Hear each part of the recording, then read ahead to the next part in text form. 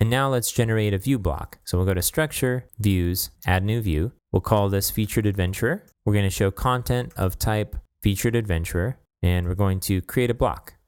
We'll set this to an unformatted list of fields. For items per block, we'll put 1, and we'll click Save and Edit. If we scroll down, we'll see Josie Jones, the title. So let's add our fields in.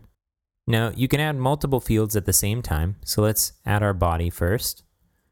And then our image, we want the one in Featured Adventurer. So we'll select that and add and configure fields. So this is the body, and we're going to leave everything at the defaults. And then we have photo. We're going to set the image style to the medium like we did before. We also want the title not to link to any content. So we'll uncheck link to content in the title field settings. Let's scroll down. Okay, let's set the right order for this. We'll rearrange the fields so that it goes photo, title, body. Let's apply. And while we're here, let's also change the title to a heading. So we'll click on Style Settings, Customize Field HTML, and let's use an H3. I'll click Apply, scroll down, that looks good.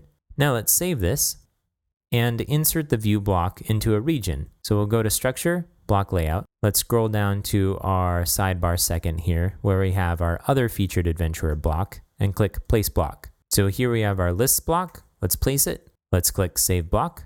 And let's go back to our home page and compare the two. So at our top, we have our custom block type, and at the bottom, we have our view block.